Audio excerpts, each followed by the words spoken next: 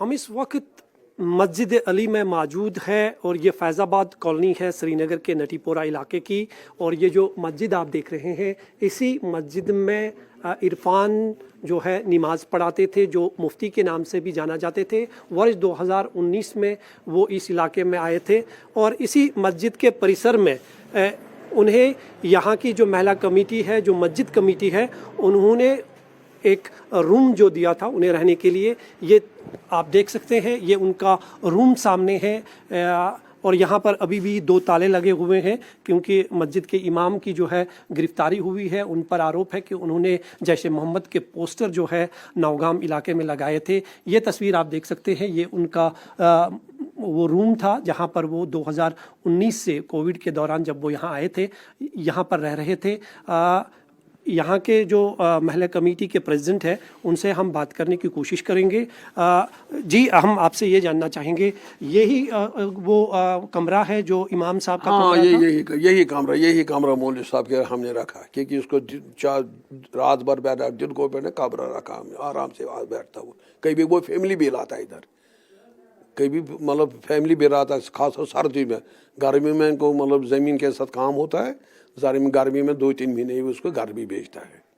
बाकी कमरा यही है। तो फैमिली में उनके साथ में कौन कौन हुआ करता था? सिर्फ बीवी, कभी माँ आता, कभी ज़्यादा बीवी रहता है इधर। और कुछ लोग उनसे मिलने आते थे? नहीं, उससे वो यहाँ रखा ही नहीं धंधा। ये मतलब हमसाए भी अगर कोई लेडीज आते हैं फूक मारने के लिए, वो भी उसको बोलता कमरे में नहीं, या अंदर भी बैठूंगा मैं, उधर फूक अंदर कमरे में। वो लेता नहीं किसी लेडीज को अंदर, बोलता नहीं इजाजत नहीं इसकी, मैं किसी लड़की से अंदर बैठूंगा और फूक मारूंगा। अच्छा, ये हमने देखा कि यहाँ पे 2 ताले लगे हुए हैं। ये 2 ताले किसने यहाँ पे लगाए हैं? एक ताला पुलिस के हाथ के पास चाबी, ये मौलवी साहब ने लॉक रखा। जब उन्होंने खोला फिर उन्हें एक लॉक लगाया और चाबी अपने साथ लिया। फिर मुझे वहम हो गया कि और मत कोई आएगा, ये ताला तोड़ेगा, खिड़की तोड़ेगा चोरी के लिए, तो मुझे ले जाएंगे पुलिस शायद आप लोगों ने। फिर हमने इसको दूसरा ताला लगाया और बाहर गेट पर भी हमने तमाम गेटों को ताला लगाया, अंदर मत कोई घुसेगा। तो छापा जब यहाँ पर पुलिस का पड़ा तो क्या क्या यहाँ से बरामद हुआ? यहाँ जब पुलिस आया मजिस्ट्रेट के साथ, बोला ये मजिस्ट्रेट साहब है, गया अंदर खोला। देखिए, इस आतंकी मॉड्यूल से जुड़े हुए बड़े बड़े खुलासे हो रहे हैं और एक और खुलासा डॉक्टर शाहीन के बारे में हुआ है। वही डॉक्टर शाहीन जो कि लखनऊ की रहने वाली है, जिसे गिरफ्तार किया गया, उसके पूर्व पति की तरफ से खुलासा किया गया है। डॉक्टर जफर हयात का बयान सामने आया। पेशे से आई स्पेशलिस्ट डॉक्टर जफर हयात ने कहा कि तलाक के बाद से उनका शाहीन से कोई भी कांटेक्ट नहीं था। शादी से 2 बच्चे थे और दोनों बच्चे उनके साथ हैं। हयात के मुताबिक शाहीन नॉर्मल थी लेकिन वो बहुत एम्बिशियस थी।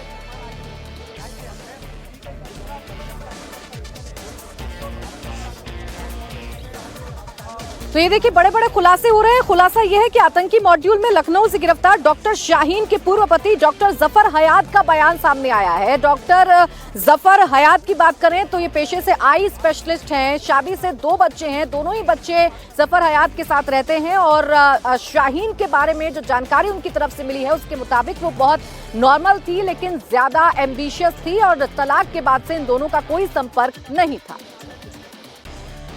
वो शादी में मेरी 2012-13 में मेरा डिवोर्स हो गया। उसका मेरा कोई उसका कनेक्शन नहीं रहा, कोई भी रिलेशनशिप नहीं रहा। ना मुझे ये पता था कि वो है कहाँ पे, प्रेजेंट टाइम में भी कहीं नहीं कुछ पता था। और जब से वो गई है तब से उनसे मेरा कोई कंटैक्ट नहीं रहा, नहीं कोई मेरे बच्चों को कंटैक्ट रहा। कारण तो वही समझ सकते हैं क्योंकि उन्होंने लिया था, तो वही समझ सकते उस चीज को।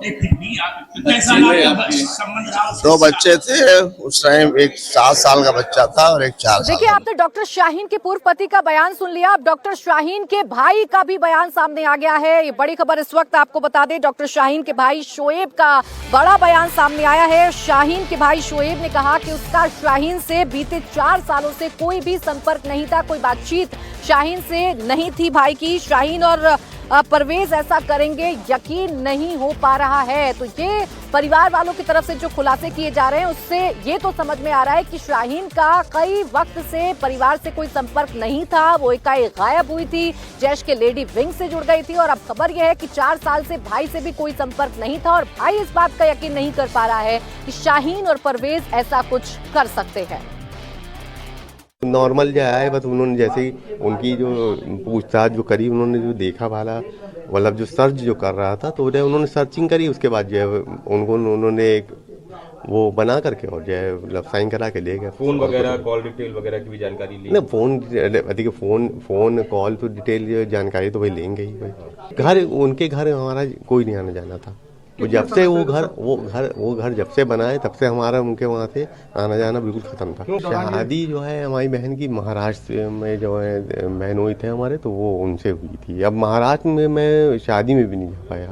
अच्छा, एक्चुअली में मेरे को कोई वर्क आ गया था, मैं लखनऊ से बाहर था, इमरजेंसी में मैं गया हुआ था। वहाँ से फिर मैं लौट के जब आया, तो उसी बीच मतलब ये बात पता चली कि शादी हो गई है, तो मैं वहाँ पे मतलब नहीं जा पाया। हस्बैंड जो है मतलब वो भी किसी प्राइवेट जॉब करते थे। अब मेरे को ये बिल्कुल क्लियर नहीं पता कहाँ पे हैं, क्या कर रहे हैं इस टाइम, कुछ नहीं मालूम। अच्छा, अब आपकी बहन का जिस तरीके से जिस संगठन से नाम जुड़ा है, क्योंकि घटना हुई दिल्ली में, बड़ी घटना रही, तो अब इसको किस तरीके से आप लोग देख रहे हैं? आप क्या कहेंगे? आपका क्या अपना मानना क्या है? नहीं, हमारी समझ से देखिए बिल्कुल सीधी बात है कि इन गतिविधियों में हमारे भाई बहन बिल्कुल लिप्त नहीं है। सीधी जो हमको जो लग रहा है ना। हाँ, हो सकता है। अच्छा, मुजम्मिल जो है, क्या मुजम्मिल नहीं, हम ये देखिए वही मैं बताया ना कि जितने लोग जो हैं। ठीक है। और दिल्ली ब्लास्ट पर सूत्रों के हवाले से इस वक्त एक और बड़ी खबर सामने आ रही है। बड़ी खबर यह है कि जो धार्मिक स्थल हैं उनको टारगेट करने की कोशिश की जा रही थी। अयोध्या और वाराणसी जैसे धार्मिक स्थलों को टारगेट करने की कोशिश थी। अयोध्या में बाकायदा स्लीपर सेल को एक्टिव किया गया था और स्लीपर सेल को एक्टिव करने का काम डॉक्टर शाहीन की तरफ से किया गया था। तो सिर्फ दिल्ली को दहलाने की साजिश नहीं थी, बल्कि देश के कई अलग अलग हिस्सों पर ये लोग नजर बनाए हुए थे, जिसमें खासकर अयोध्या और वाराणसी जैसे धार्मिक स्थल भी शामिल थे। जानकारी ये मिल रही है कि अयोध्या में स्लीपर सेल को एक्टिव कर दिया गया था और ये जो एक्टिव स्लीपर सेल को किया गया, ये डॉक्टर शाहीन की तरफ से किया गया था। स्लीपर मॉड्यूल को उसी ने एक्टिव किया था। तो लाल किला ब्लास्ट से जुड़ी हुई एक और बड़ी खबर इस वक्त आपके सामने रखते हैं। एनआईए ने कार धमाके की जो जांच है वो इस वक्त तेज कर दी है। ग्राउंड पर हम मौजूद हैं और यहीं पर एनआईए की जो टीम है वो लगातार जांच कर रही है, वो लगातार यहां से सबूत जुटाने की कोशिश कर रही है और ये पता लगाने की कोशिश कर रही है कि ब्लास्ट कैसे हुआ। एनआईए की टीम इस वक्त स्पॉट पर मौजूद है। एनआईए के 10 अधिकारी इस वक्त मौके पर हैं। एडीजी विजय सखारे की अगुवाई में टीम जांच कर रही है। एक एक सबूत जुटाया जा रहा है। टीम में आईजी, 2 डीआईजी, 3 एसपी और डीएसपी लेवल के अफसर जांच कर रहे हैं। विस्फोटक साजिश की जांच दिल्ली से लेकर जम्मू कश्मीर तक जारी है। फरीदाबाद में अल फलाह यूनिवर्सिटी में इस वक्त छापेमारी की जा रही है, जिस यूनिवर्सिटी से ये डॉक्टर्स जुड़े हुए थे। डॉक्टर मुजम्मिल के कमरे को भी सीज कर दिया गया है और 6 लोगों को हिरासत में लेकर पूछताछ की जा रही है। तो इस वक्त ताबड़तोड़ एक्शन हमें देखने को मिल रहा है। कुमार सोनू मेरे सहयोगी हमारे साथ जुड़ गए। जी कुमार, बताइए क्या इस वक्त चल रहा है? एनआईए जांच कर रही है।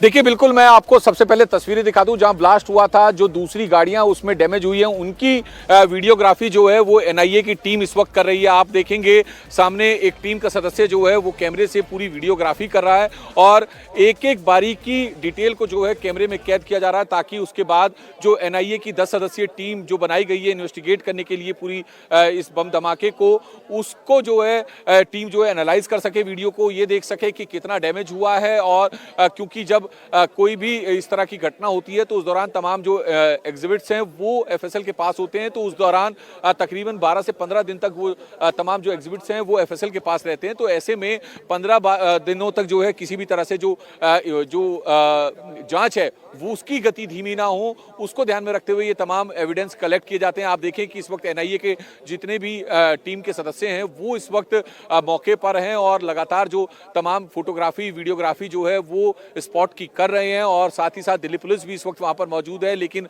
आधिकारिक तौर पर जो जांच है वो एनआईए को सौंप दी गई है। फिलहाल लाल किले के सामने की जो सड़क है दोनों तरफ से बंद की हुई है आम पब्लिक के लिए।